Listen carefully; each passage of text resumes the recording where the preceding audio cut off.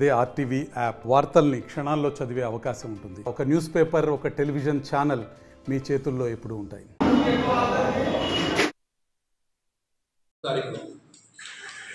3 నెలల భవన నిర్మాణం పూర్తి అవుతుంది.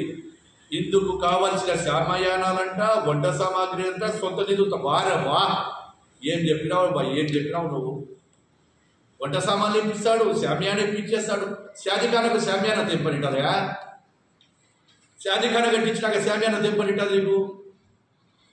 శాదిఖాన కట్టిస్తాడంటే మళ్ళీ శామ్యానాలు ఇస్తాడంట, ఫ్రీగా వంట సామాన్ ఇస్తాడంట.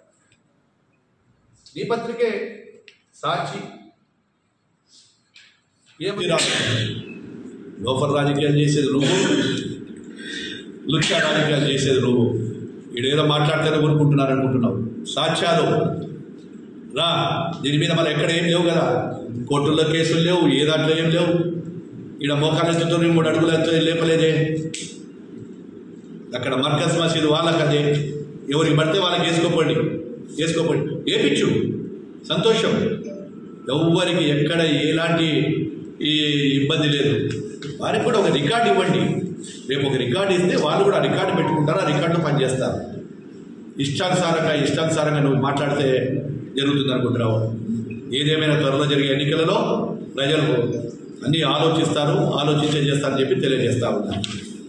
ఇప్పుడు ఏమవుతుంది, ఇంకా ఉన్నాయి నేను సీరియల్లో. ఒక్కొక్క ప్రాజెక్టు మీద ఒకటి తీస్తాను నేను. ఒక్కొక్క ప్రాజెక్టు మీద ప్రజలకు ఏం చేస్తున్నావు, ఏ విధంగా వాళ్ళకి చెప్తున్నావు నువ్వు. ప్రతిదీ నువ్వు ఎక్కడ చూసినా కానీ కూడా ఈరోజు కమ్యూనిటీ హాల పేరు చెప్తావు.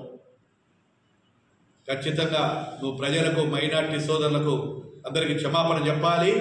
వెంటనే నేను చేసేటువంటి పనికి నువ్వు అడ్డం రాకుండా ఉండాలని కూడా కోరుకుంటా ఉన్నా. ఏది ఏమైనా కానీ కూడా త్వరలోనే మళ్ళీ ఎన్నికలు వస్తున్నాయి. ఖచ్చితంగా తెలుగుదేశం పార్టీ తరఫున గెలుస్తాము, జెండా వేస్తాము.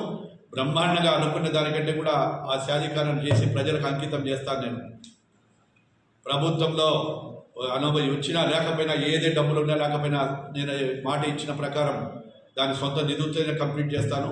నేను పోరాటం చేస్తూనే ఉంటాను. నువ్వు ఎన్ని రోజులు కేసులు పెడతావో చూస్తాను. దానికి కూడా ప్రజలకైనా ఆడొక సాధికారం ఉంటుంది కదా. మరి అక్కడ చూస్తే సాధికారమే లేదు. అది కూడా ఏంటి, ఈ ఏదైతే ఉందో ఈ యొక్క మంజూరు చేసినది కూడా 1వ తేదీ 23వ నెల, అంటే దాదాపుగా 11 నెలలు అయింది నీకు మంజూరు చేసి. ఏది కమ్యూనిటీ హాల్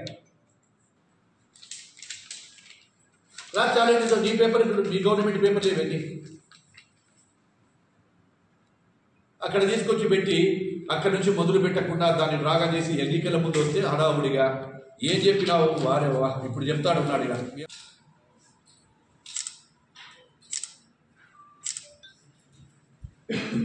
మరిన్ని వీడియోస్ కోసం ఛానల్ ని సబ్స్క్రైబ్ చేయండి. లేటెస్ట్ అప్డేట్స్ కోసం వాట్సాప్ ఛానల్ ని ఫాలో చేయండి. అండ్ లింక్ డిస్క్రిప్షన్ లో ఉంది.